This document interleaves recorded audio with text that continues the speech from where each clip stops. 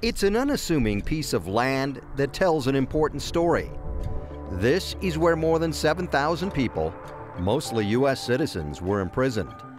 Not because they were criminals, not because they were spies, not because they were sympathetic to the Japanese government during World War II. They were among the 120,000 people who were put in military-style prison camps because they had the face of the enemy. Yesterday, December 7th, 1941, after the attack on Pearl Harbor, President Franklin Roosevelt signed Executive Order 9066.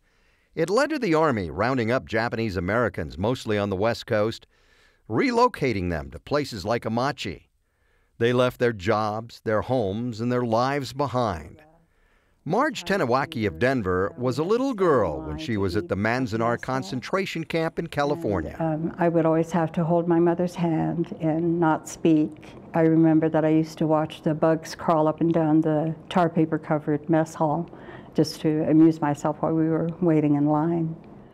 It's a history that's painful, it's shameful, and I think because of that a lot of people want to sweep it under the carpet. Derek Okubo is the director of the Denver Agency for Human Rights. His parents and grandparents were at Amachi, and he talked to his dad about it many times. What was it like for you and for your family in the camp? And he said, there's a fine line between hope and despair on a daily basis.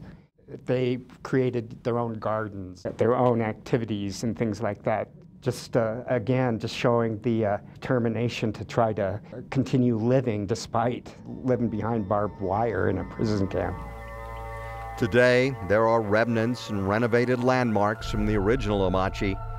For 30 years, the site has been taken care of by the Preservation Society, started by the principal of the high school in nearby Granada. Over the years, students have volunteered their time to maintain it. But soon, the National Park Service will take over the management, as it will be designated a National Historic Site. It's something that is so important that if we're continuing to grow as a country, we need to keep reminding ourselves of what can happen when we let hate take control. We're tired of the history not being told, and we're tired of history being swept under the carpet because it's uncomfortable.